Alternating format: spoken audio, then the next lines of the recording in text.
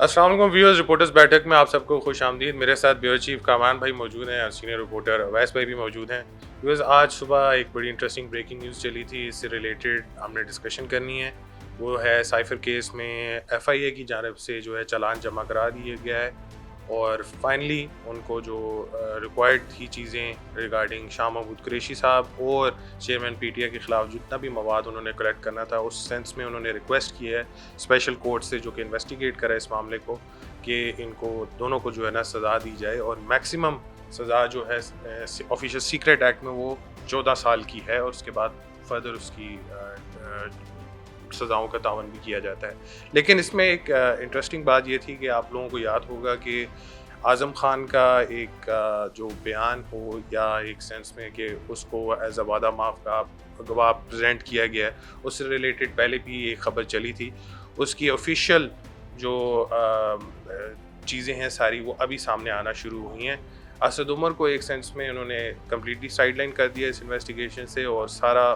جو کاسز ہیں وہ اوپنڈ اپ ہیں اگینسٹ شاہ محمود قریشی صاحب اور چیئرمین پی ٹی آئی کے خلاف. اویس بھائی، آج ایف آئی اے نے چالان جمع کرا دیا ہے، اب نیکسٹ آپ کے خیال میں کیا کس پیشکش کی طرف جا رہی ہے چیزیں؟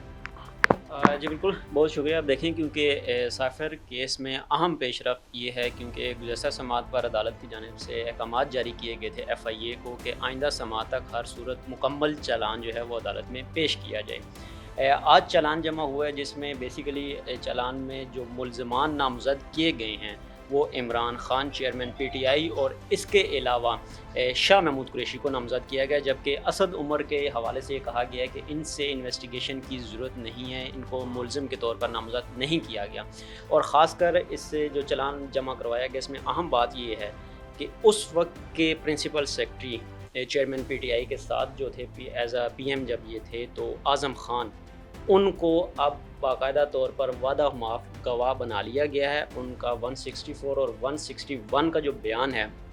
اس کو بھی اس چالان کے ساتھ حلف کیا گیا ہے. اس کے علاوہ اسد مجید جو کہ اس وقت کے جو تھے جنہوں نے سائفر کے حوالے سے ایشو ریز کیا تھا، ان کا بیان بھی اب قلم بند کیا جا چکا ہے اور خاص کر استدعا کی گئی ہے عدالت سے کہ چیئرمین پی ٹی آئی اور شاہ محمود قریشی کے خلاف ٹرائل کیا جائے اور ان کو سزا دی جائے.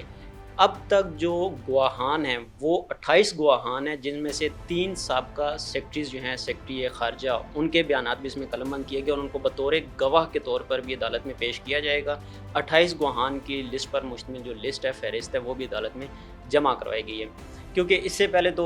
سماعتیں جو بھی تھیں وہ اٹک جیل میں ہو رہی تھیں، اب کیونکہ چیئرمین پی ٹی آئی کو اڈیالہ جیل منتقل کر دیا گیا ہے اور اب باقاعدہ طور پر ٹرائل کا آغاز یہ سمجھ لیں کہ اب سے ہوگا، کیونکہ اب مجھے نہیں لگ رہا کہ وہ ٹائم بہت دور ہے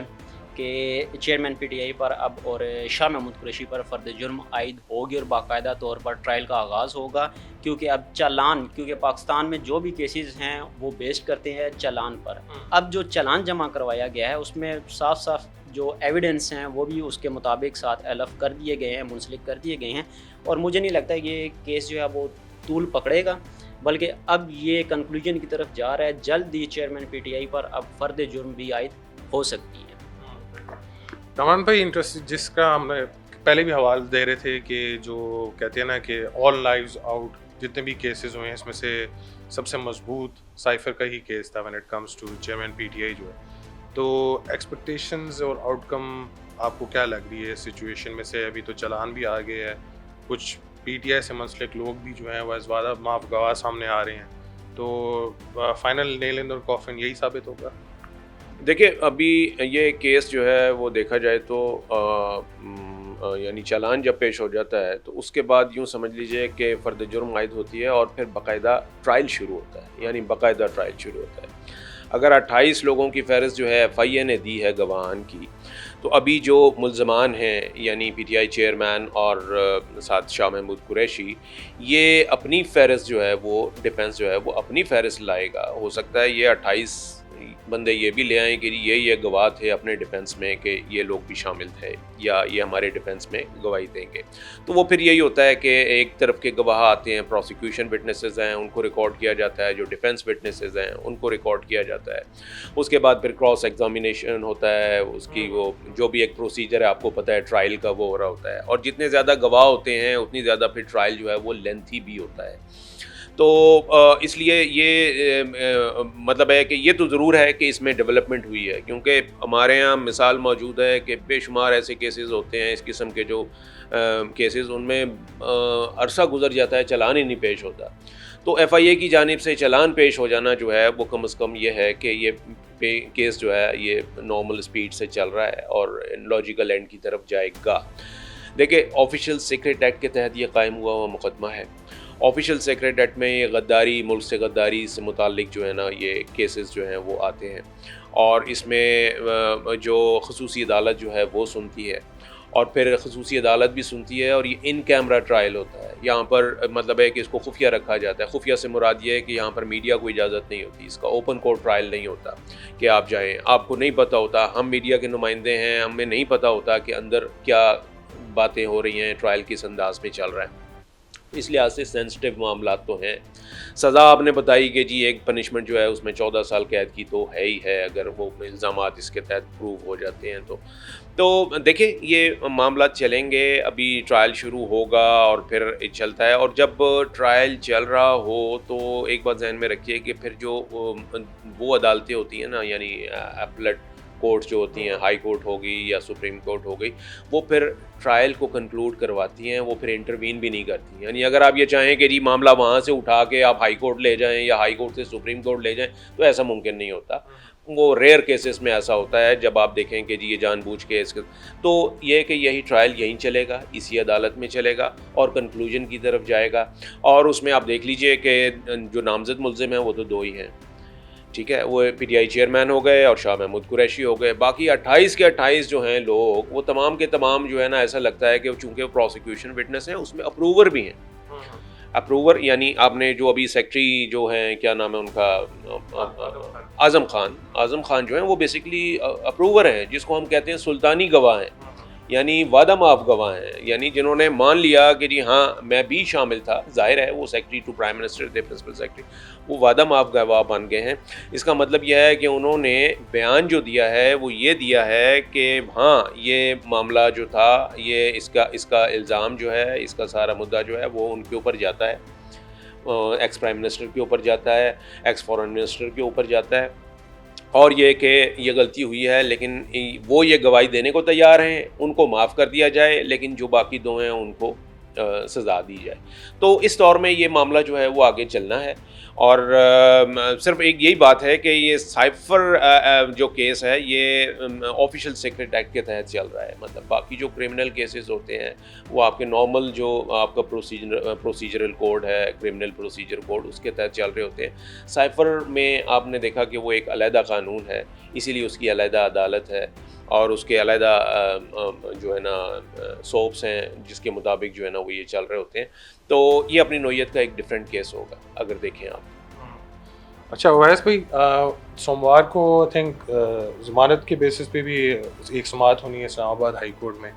تو پہلے کافی سارے لوگ کنفیوز تھے اس معاملے میں کہ اگر ان کی سزا جو تھی توشہ خانہ کے معاملے میں اگر سسپینڈ ہو گئی تھی، Y was he again kept in prison, جو ہے وہ بعد میں پھر پتہ چلا تھا کہ نہیں، اس مدعے پہ ان کو اریسٹ کر لیا گیا.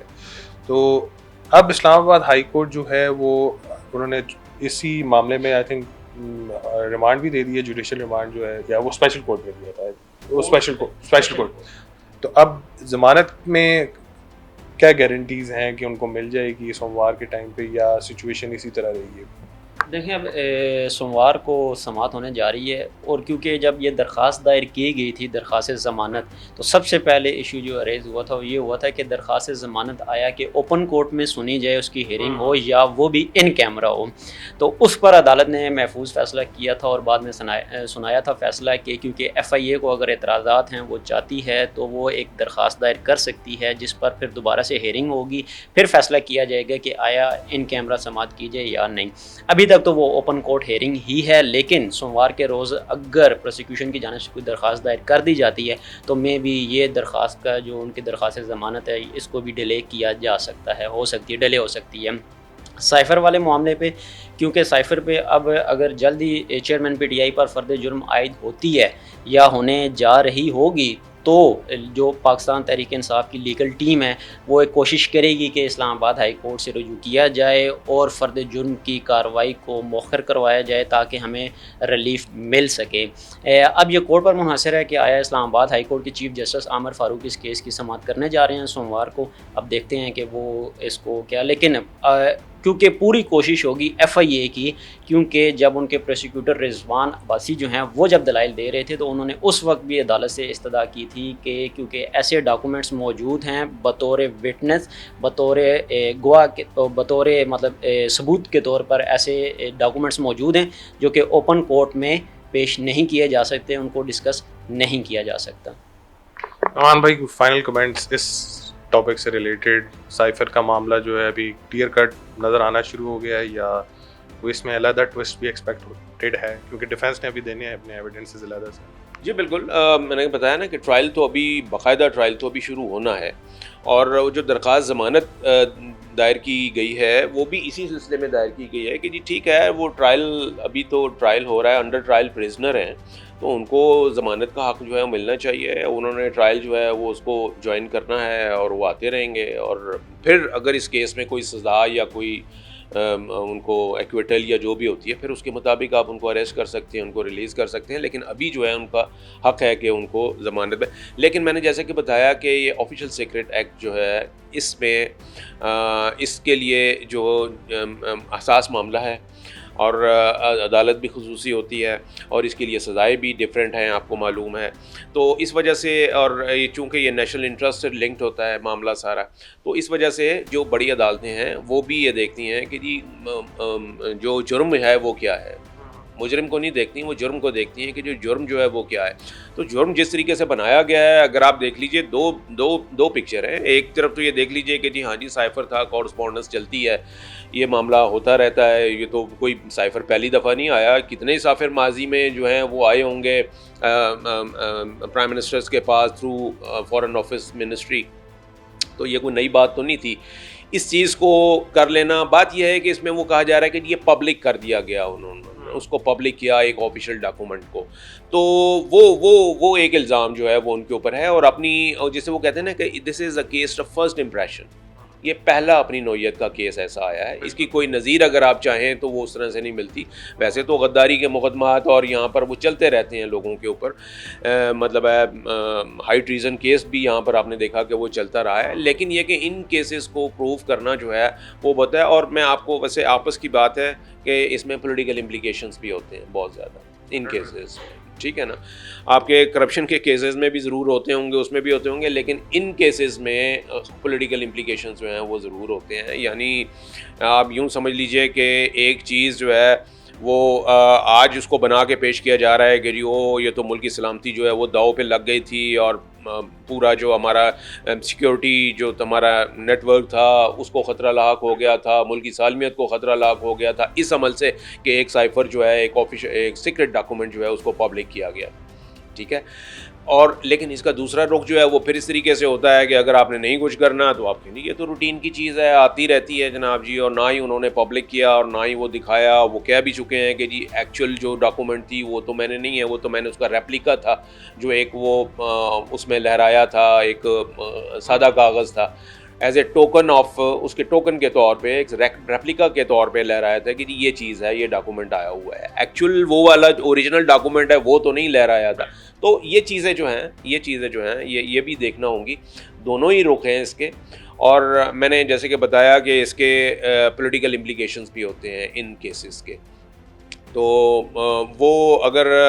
ان کو نکال کے دیکھا جائے تو پھر عدالتیں دیکھنا ہوتا ہے کہ یہ عدالتیں جو ہیں وہ کس انداز میں فیصلہ کرتی ہیں، میرٹ کے اوپر فیصلہ ہوتا ہے، تو پھر انہوں نے جج کرنا ہے کہ جی اس کا کیا نتیجہ نکلے گا۔ جی ویورز، جس طرح کامران بھائی بھی کہہ رہے تھے، سب to interpretation by the higher courts, اور جو لوور کورٹس ہیں آپ کی کس بنیاد پہ وہ